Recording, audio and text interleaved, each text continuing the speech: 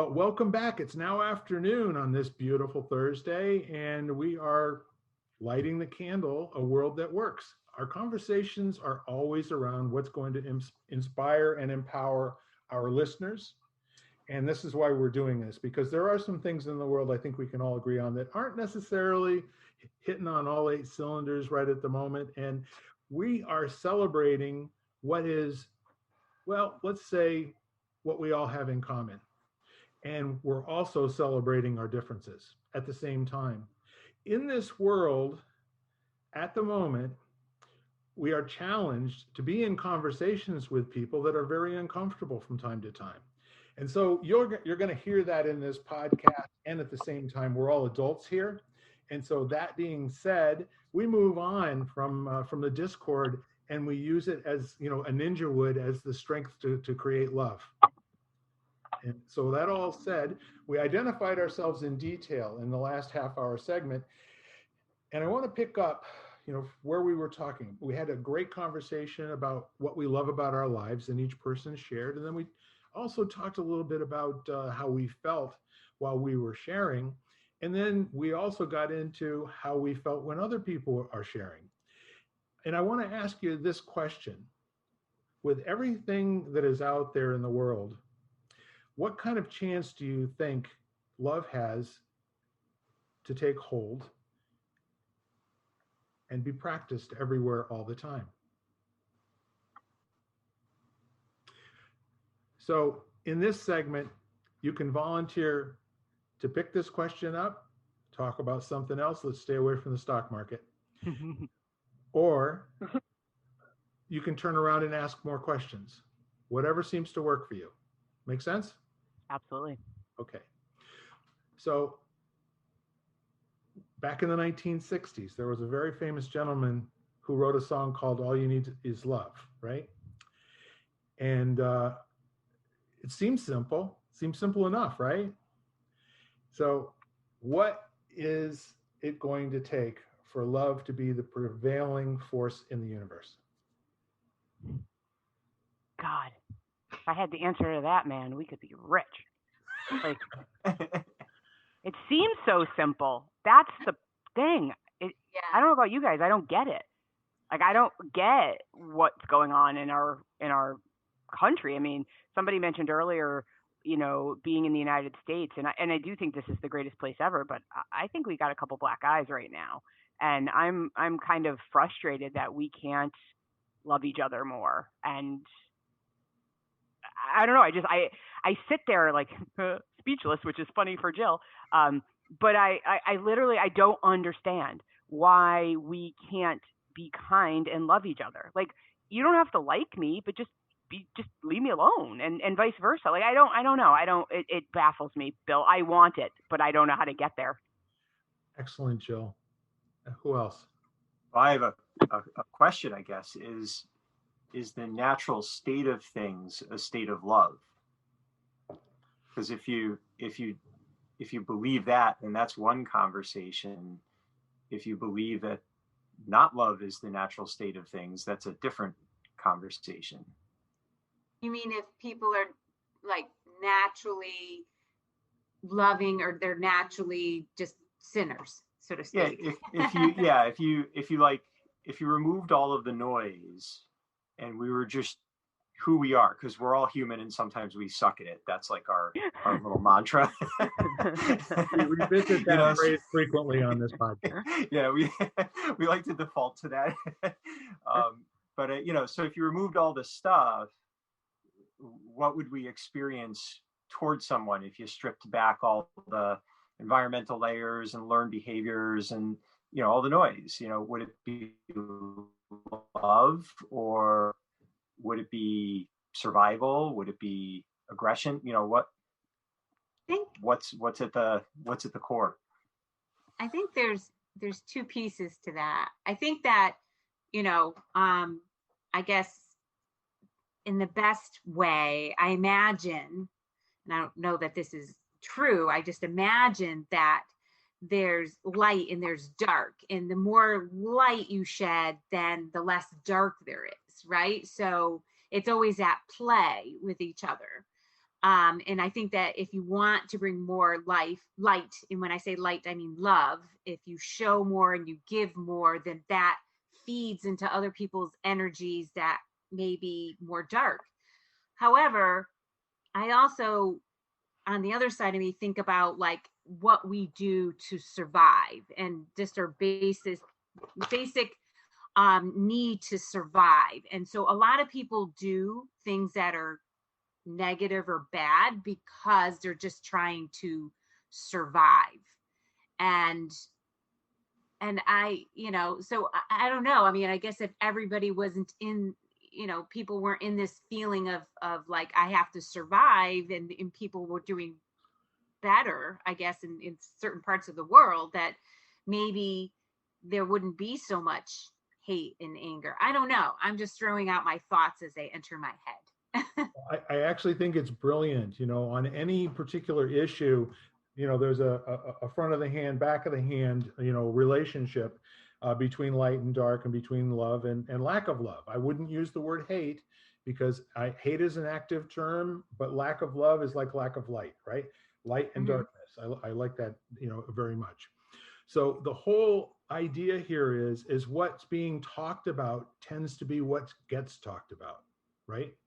The narrative allows you certain boundaries, and in order to seem like a sane individual, you don't all automatically, at a town meeting where people are complaining about the school board not having kids back at school, standing up and saying, you know what I love about my life? I mean, you can, but then the man in the funny white coats come and get you. You might get ushered out, to a waiting ambulance or something, right? So the whole idea is that we have this interesting situation where what seems to be newsworthy, okay, what seems to be interesting to people based on how much advertising is sold, that's what we get to see more of, right? And in this particular age, and we talk about this all the time, The Social Dilemma, the movie about how big tech is real interested in following us around and helping us make decisions on how to spend our money and time. It takes really strong BS detectors, Ken, doesn't it? To turn it off and go do something else and make your own decisions with your own mind. So you started this off by talking about, the love and the not love. And I'm interested in your thoughts after hearing what Jill, Melissa, and I had to say. Well, it's the balance. They're so behind the clouds, the sun is still shining, right? They're both there. So if you're experiencing darkness, there's light. Your attention may not be on it, or you may not be able to see it, and it's there. And the reverse is true. So, so you're right. We talk a lot about attention, and if your attention is on hate, if we'll use that to contrast love, that doesn't mean the love isn't there. It's there.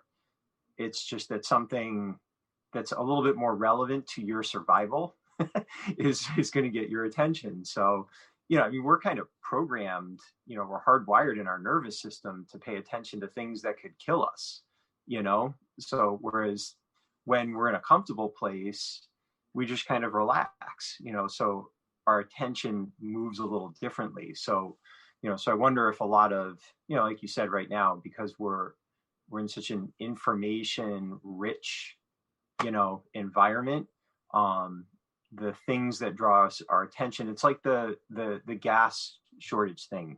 People like filling plastic bags with gas, and I saw, someone was telling me about that, and they're like, what's wrong with them? And I said, what's wrong with them is they're terrified. They believe that something's going to happen to them if they run out of access to that resource.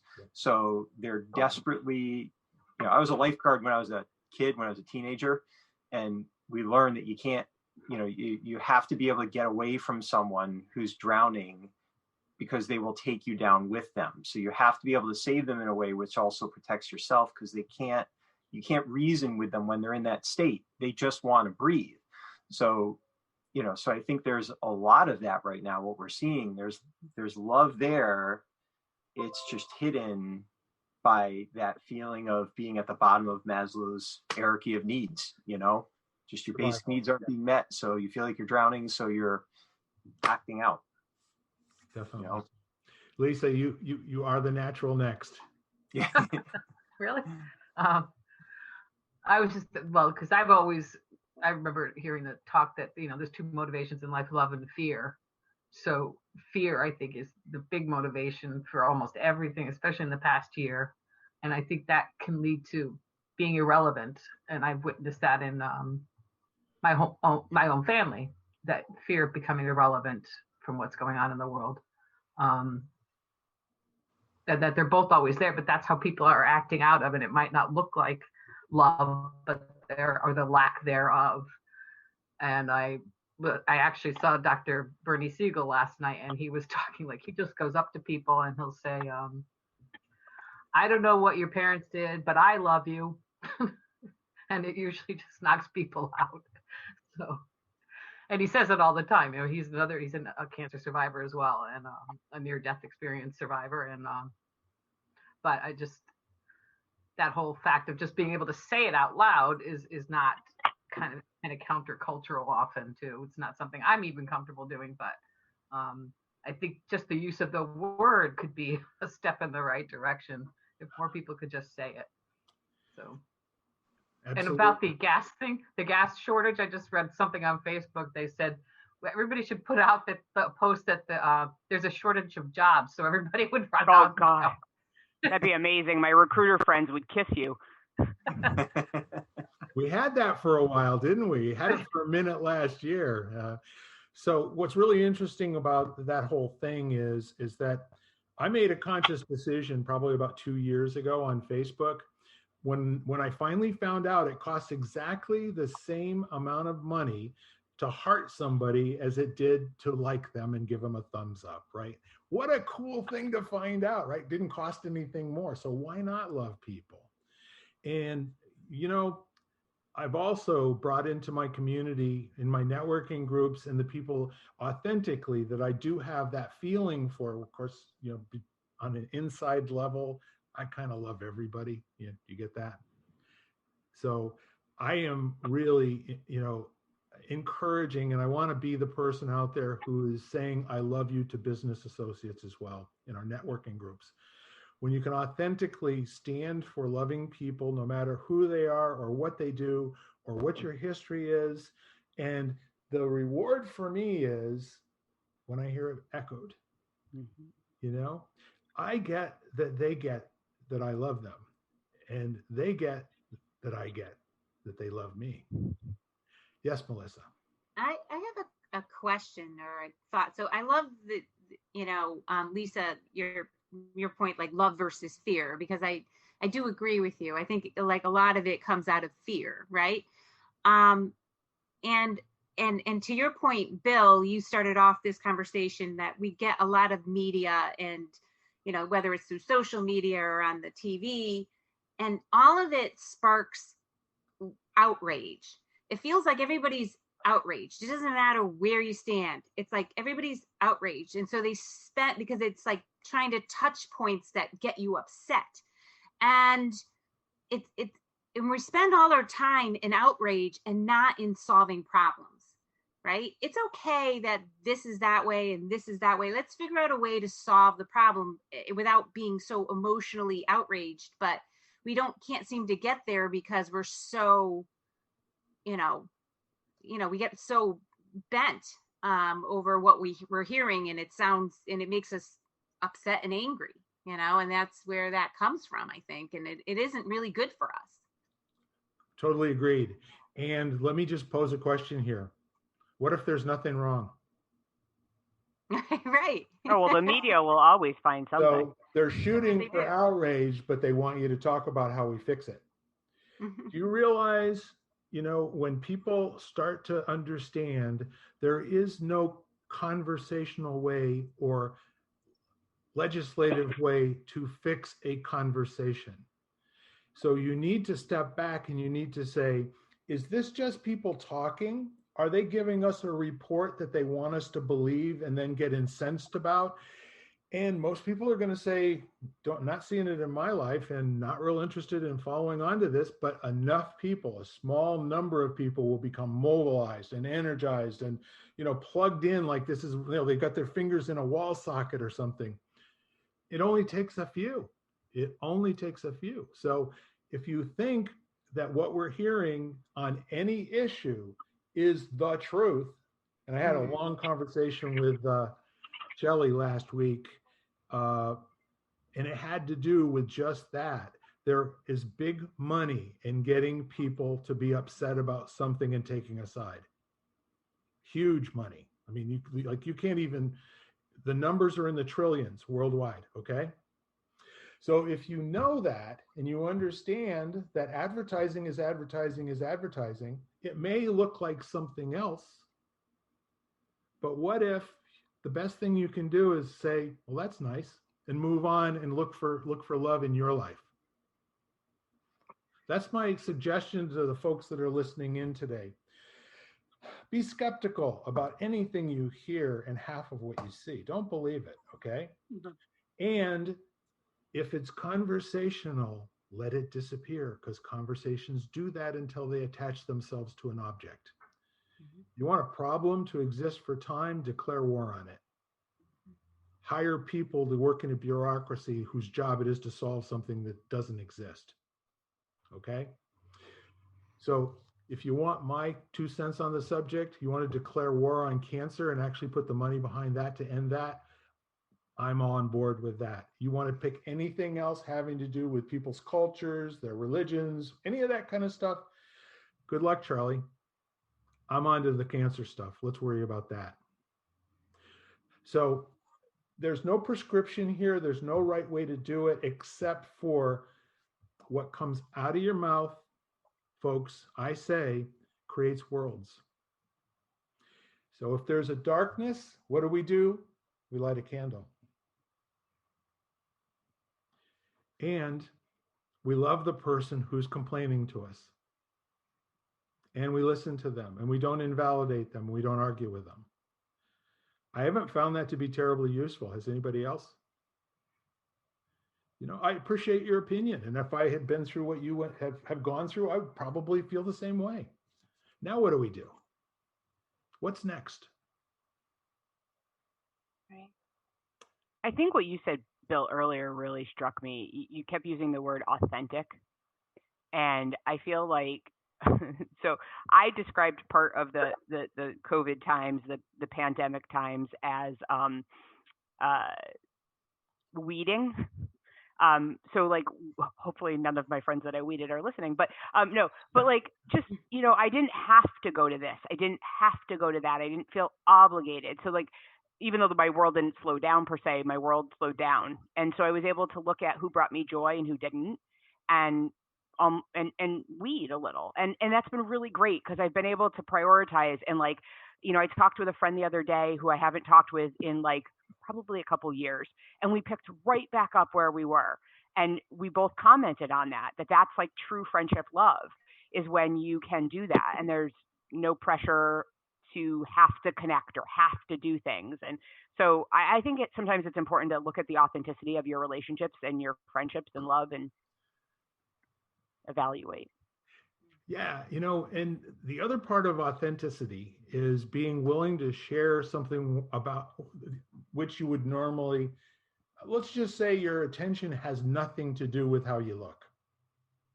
It's missing, and it's missing that it's missing, right? So I'm kind of interested, and Jill, you're on this podcast. Everyone's on this podcast because, again, we're making a stew here. I said I'm the spicy part. Yeah, I agree with that 100%. I'm the hot pepper. Yeah, there's plenty hot peppers on here. There's no doubt about that. Yes, there are. Yeah. Sophia, you've been very silent for a while. Do you have anything to chip in here? Yeah, absolutely. I wonder if love is the driver of it all. Because like, if you think about it, right? As a human, we're born with nothing but love. And then all we want is love. It's just, we all love different things. So, we love ourselves, or we strive to love ourselves, then we love our friends, we love our family, and we'll do things to protect our family and our friends. And then if you think about love, some people love, like even if we talk about cancer, there's love for research and development, but then there's people that love and say you can cure cancer without all the research and development. It's all in our earth. And then the disagreements start to kick in. Is it, the chemicals, or is it the natural food? Is it, what is it? We all love and drive to achieve something because we love.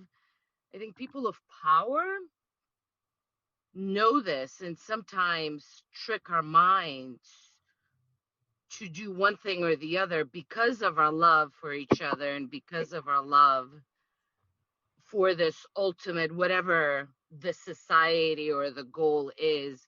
We all want kind of that, or we do all want that. It's just how do we achieve it? I think that's where the disagreement starts to come in. Ultimately, I think we all inside want what's best for each other. It's just how do we discover all of it? But it's all because of love. Like, even if you think all the wars that go on in the world, it's because they love somebody or they love God, right? So like the ultimate, it's the love part. So I wonder if love is the cause of all of it. Very, very interesting idea. Vanessa, before you check out, I know you have something else. You've stayed long after you said you would, and would you like to say something to complete today? Yeah, no, my pleasure. So, oh, please, is there anything that I disagree with? Everybody else has pretty much said it all. Totally agree. Love. The Bible says that God's love perfect love casts out fear, and so I'll just go right along with what you guys were talking about with love over fear. Absolutely. I mean, I had some questions that came up with and those may have been answered as well, but you were talking a little bit, Bill, about this, about how we, what is it that makes us pay attention to the media? And is it that they know our inherent fears? So they're able to, to threaten us that, oh no, we're out of toilet paper, a la around this time last year with the pandemic. And so everybody goes and flocks and buys toilet paper, and then hand sanitizer goes up in cost, and everybody flocks to the stores and stocks up on hand sanitizer. And so now it's the gas, and you've got, Florida people are freaking out, and I don't know if it's anywhere else in the States, but people are freaking out down in Florida, I heard, and they're, running to go get gas and just, and what you said, Bill, about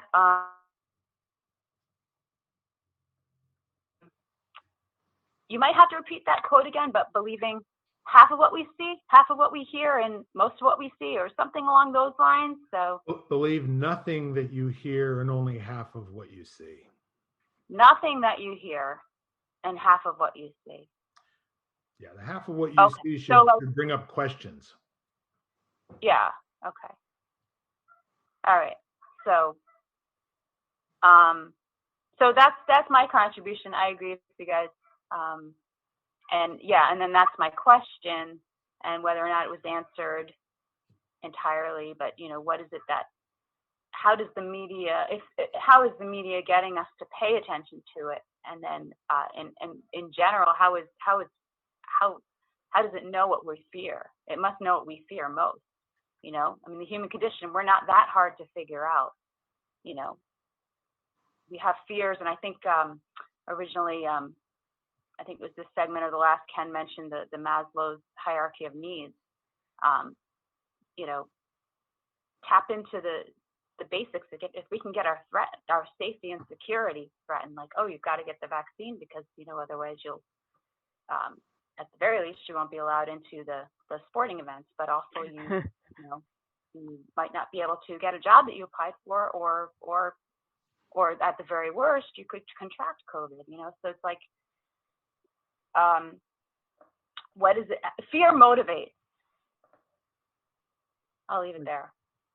So. Perfect. And thanks for coming on today, Vanessa. I wish you a lot of love, and I wish you a lot of enjoyment in the rest of your week, and can't wait to hear from you again next week. Be well. Yes, Jill. I was just, it's interesting that you brought up like the kind of, I heard Lisa say she had a media background, and I know Melissa does as well, and I do, and it's fascinating to me because the mantra in broadcast has always been, if it bleeds, it leads, right? That was this kind of quip that we would say. And I remember, so my wife is a first responder. She was on an ambulance for years, and we live in a city, not a major city, but in a city. And she came home, it was Christmas Eve, and she was upset.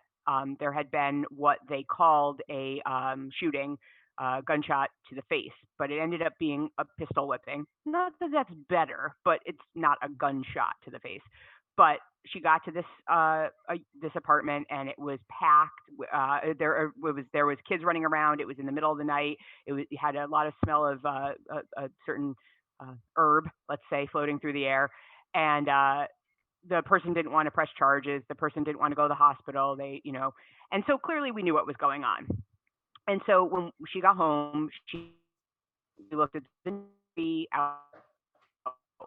All three stations' headline was before the news ran. Headline was gunshot, home invasion in the city of Christmas gift stolen. Now, those were the facts. There was a home invasion and Christmas gifts were stolen. But how they positioned the facts was to sensationalize, to get people to watch.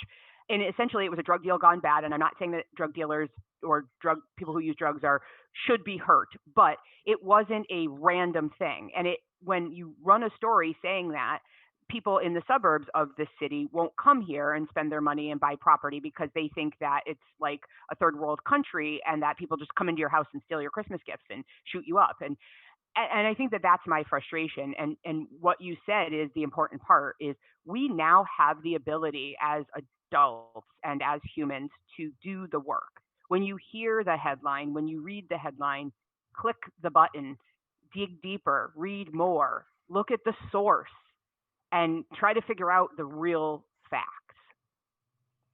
So totally, Jill, I just want to say I totally agree with that.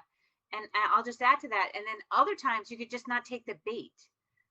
Sometimes like we take the bait and then we read something and we get upset. And I'm like, the minute that happens, it's just like, wait a minute, maybe I should stop, right? Maybe I need to read deeper. Maybe I need to look at this differently, or maybe I just should stop watching the news so much. But I think there's a balance there, because I have a lot of people who say that, like, well, I just stopped watching the news. Yeah. It's like, well, no, that's not good either. You need to be knowledgeable. You need to understand that there are some very important things going on in our country right now, but you need to understand them from a truth and fact-based standpoint, and then develop your own opinion from that, but not because somebody on Facebook posted an opinion. Sure. Right. Absolutely. These are amazing facts, and it's clear to me that we could go on for the rest of the afternoon. And we're at the top of the half hour here. So I'd like to go around the horn and get some parting thoughts from y'all. And I'd also like to ask you, what do you like about, or actually, what do you love about being on this podcast? Very quickly. We'll start with you, Lisa. Well, I love being on this podcast because I've heard somebody say that you don't want balance in your life, you want harmony, because balance is always a struggle. So it brings me back to harmony, I think, when I can talk to like-minded people and find some new ideas or new insights, new thought patterns, more people to love. And I guess that's it. That's awesome. Ken? I love the mental alchemy. The new thoughts and ideas and perspectives sinking in and swirling around with all of my own personal experiences and insights, and then something really cool and new comes out of it. It's fantastic. Jill? Thank you for having me. What I love is that you think enough of me to be in your circle, in this circle of trust, in this new tribe. Thank you for having me. You realize I don't have a choice, right?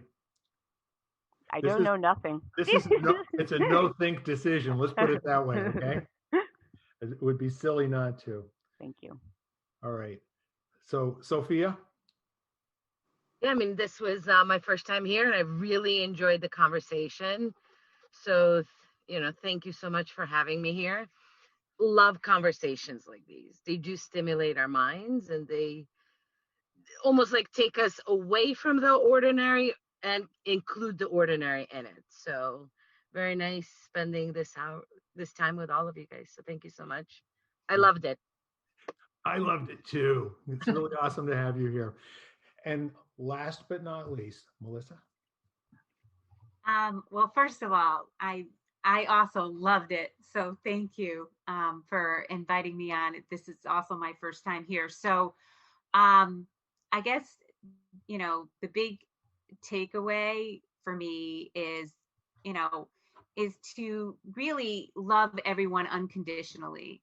And, that's not always an easy thing to do. But if you think about it, like I have friends that their opinions are completely at odds with my opinions, but I still love them. And sometimes people that are at odds with your opinion, children, your sisters, your brothers, don't you love them? It's okay. We all agree. I can still appreciate you and love you, because I know that most, like Sophia had said, that a lot of us are motivated by love. We just look at it differently. So I think I'm going to spend more time in that mindset. So thank you, Bill. You're very welcome. So to kind of put a little bit of a punctuation point here, I have been really playing with the model of who you are to me is what I can see when my eyes are closed. If I have to look at some outward expression in terms of who you are to try to decide what you are, it's the wrong place to go. So I believe that the more we live love, the more we say love, the more love is going to be present. Why? Because that's what we're talking about. Let's change the narrative. Let's switch it up. And let's not try to solve the lack of love. Let's just put more in place. Get the old love shaker out and just apply it in heavy doses everywhere. Let's see what happens. Be willing to look bad, ladies and gentlemen at home. And I want to tell you what a pleasure and an honor it is to be here in this panel with all of you. And I do love you all madly and forever, and you get no vote on it, okay? Okay. Right back at you, Bill. With that said, we will see you all the next go around next Thursday or before. You never know. So bye for now. Bye. Bye-bye, everybody. You've been listening to Lighting the Candle, a world that works, part of the Exvadio Podcast Network. You can hear us at exvadio.com/podcasts, Apple Podcasts app, Google Play, Spotify, iHeartRadio, Stitcher, and wherever you find podcasts.